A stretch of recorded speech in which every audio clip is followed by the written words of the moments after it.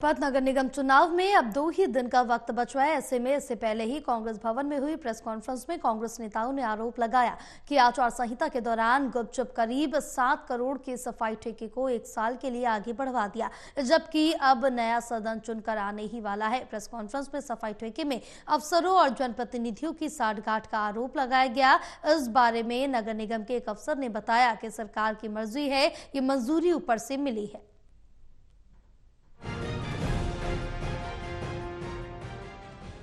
पानीपत कांग्रेस के नेताओं ने पानीपत नगर निगम में सफाई के 1 साल के ठेके को गुपचुप उन्हीं फर्मों को दे देने का आरोप लगाया है जिनके कामों पर हमेशा उंगलियां उठती रही हैं।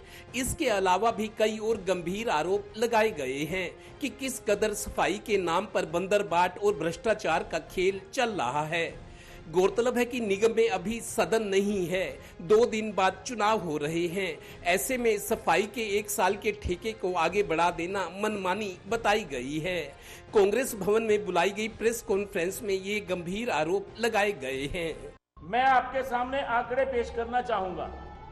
जो हमारे पानीपत का सफाई का ठेका था वो 13/5/2022 को खत्म हो गया था। अंडर टेबल गुपचुप तरीके से उसी कंपनी को 13/5/2024 तक ये ठेका बढ़ा दिया गया। 13/5/2024 आंकड़ों पे गौर कीजिएगा। 13/5/24 तक एक्सटेंड कर दिया गया वो ठेका।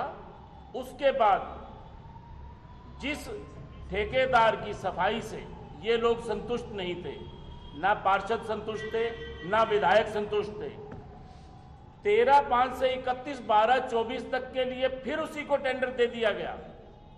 देखिए महोदय, मैं आपको बताना चाहता हूं, करीब पानीपत की जनता 7 करोड़ रुपए पानीपत की शहर की सफाई के हर महीने खर्चती है। गौरतलब है कि पानीपत नगर निगम में सफाई करना, कूड़े की लिफ्टिंग और नाले नालियों की सफाई पर हर महीने करीब 7 करोड़ खर्च होने का आरोप लगाया गया है, जबकि 2014 में ये खर्च 45 लाख हो रहा था।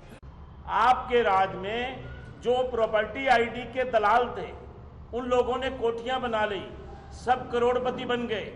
आपके 26 के 26 पार्षद, आप एक श्वेत पत्र जारी कीजिए ना कि 2018 के अंदर जब इन्होंने अपना नॉमिनेशन भरा था उस समय इनकी संपत्ति कितनी थी और आज कितनी संपत्ति के मालिक हैं।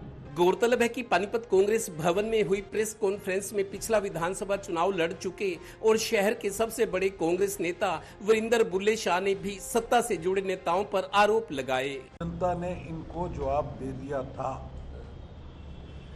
2024 के पार्लियामेंट इलेक्शन में जनता ने इनको जवाब दे दिया था।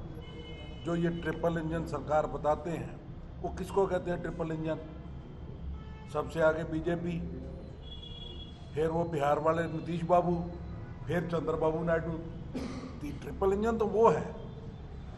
400 से 240 पे आ गए, ट्रिपल इंजन वो है। यहाँ तो जिसको मर्जी करे, जो तुम्हारे हाथ में है। कांग्रेस के टिकट पर चुनाव लड़ रही मेयर प्रत्याशी सविता गर्ग ने लोगों से वोट की अपील कर उन पर भरोसा करने को कहा। वो भ्रष्टाचार को खत्म कर काम करके दिखाएंगे।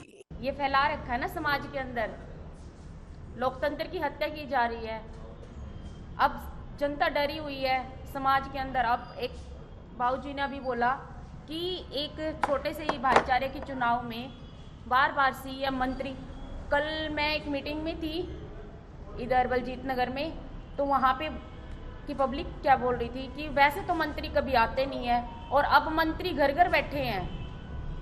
क्या उन्होंने इतना साफ और सुथरा काम किया है तो मंत्री को घर घर आने की जरूरत पड़ेगी। गौरतलब है कि वोट डलने से 2 दिन पहले कांग्रेस ने निगम अफसरों और बीजेपी जनप्रतिनिधियों की साठगांठ और कमीशन खोरी के जो आरोप लगाए हैं उनका जवाब तो बनता ही है। सवाल ये भी कि जब अब नगर निगम का नया सदन जल्द बन ही जाएगा तो सफाई के ठेके को 1 महीने के लिए ना कि 1 साल के लिए बढ़ाना चाहिए था। ये तो ना पारदर्शिता हुई, ना ही जवाबदेही। सहयोगी श्रीनिवास के साथ Devendra Kathoria, total news, Panipat bureau.